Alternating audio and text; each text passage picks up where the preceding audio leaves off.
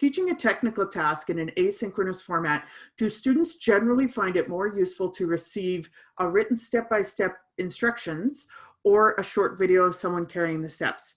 Now, again, I saw this question this morning for the first time, so I don't actually have the research on this, but we do have research on PowerPoint versus video.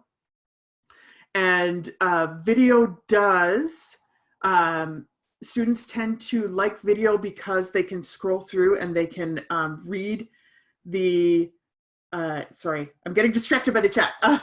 Students can scroll through the video, but they can also stop and get answers at the points that they need.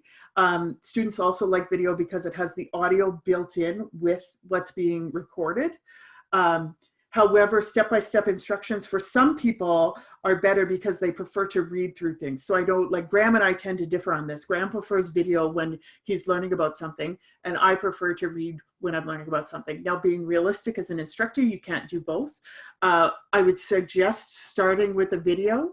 You can, if you're comfortable using YouTube for private videos, you can use YouTube to create a transcript. And from that transcript, you could take that and put it into step-by-step instructions. You may not do that all for the fall. Start with videos and go from there. Graeme, did you have anything you wanted to add to that? Thanks, Ellen. I think it's easier for instructors to create a video and for the students to then subsequently extrapolate textual instructions from that than it is for students to try to read text and then try to visualize that. So yes, I would agree that for the most part, it is better to create videos than it is to create written text. Should recorded videos be available for students to download or restricted to streaming access only? I would say that's a privacy issue, and it's going to depend on what permissions you have.